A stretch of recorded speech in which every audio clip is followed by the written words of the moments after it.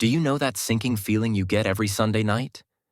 When you realize tomorrow is Monday and you have to go back to that job that's slowly draining your soul?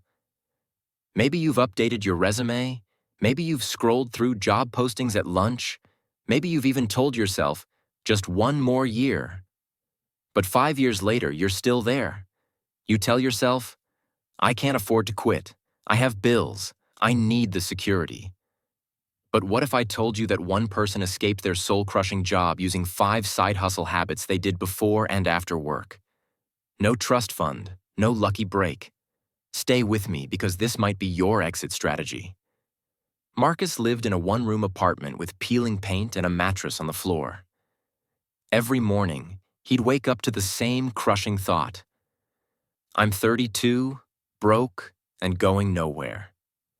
He worked 2 jobs, stocking shelves at night, delivering food during the day, and still couldn't make rent without borrowing from his sister. One Tuesday, everything changed. Not because he won the lottery or met someone famous. He simply couldn't take another step.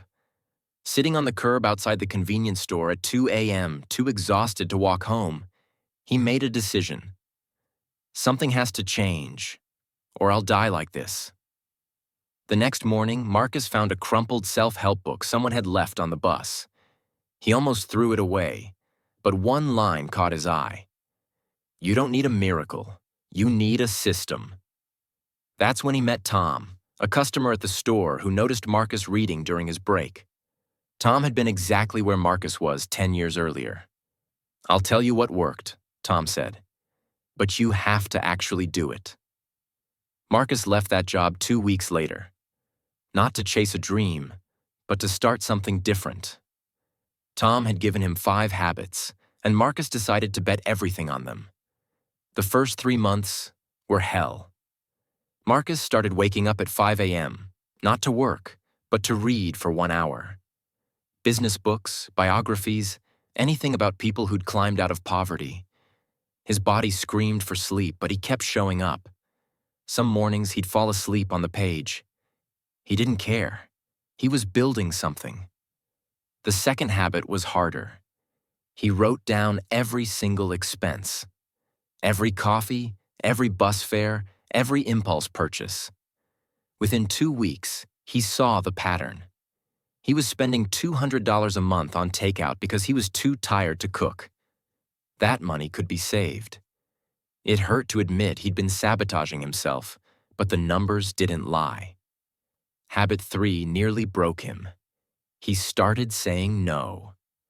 No to his friends who wanted to party on Friday nights. No to his own excuses about being too tired to learn new skills.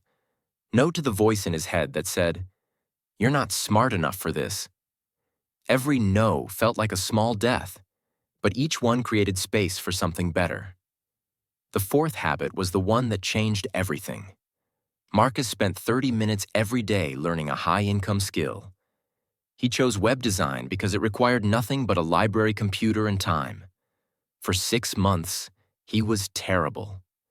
His first website looked like it was made in 1997. He wanted to quit every single day. But he remembered Tom's words.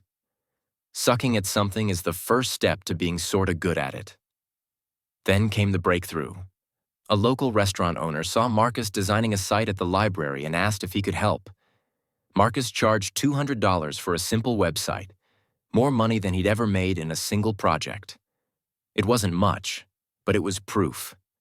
He could create value. He could earn outside the hourly grind.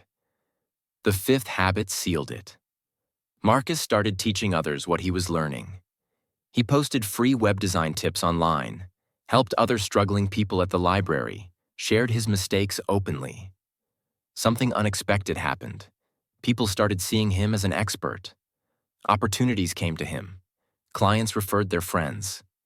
2 years later, Marcus moved into a real apartment. 5 years later, he quit his last hourly job. 10 years later, he owned a small digital agency with 6 employees, all of them people who'd been exactly where he'd been.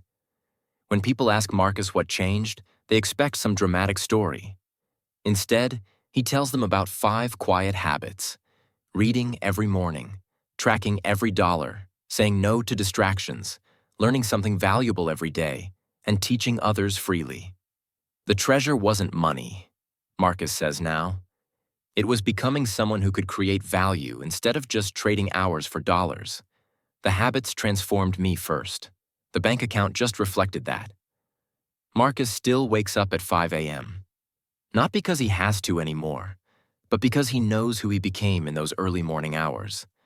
The man who couldn't afford dinner became the man who couldn't imagine sleeping through his potential. I'll make you a bet. Do these 5 habits for 90 days. Just 90 days. If your life hasn't changed in some measurable way, better finances, new skills, different mindset, then fine. Go back to your old life. But if it does change, if you become someone you're proud of, if opportunities start appearing that weren't there before, then you keep going. Marcus took that bet with nothing in his pocket and a mattress on the floor.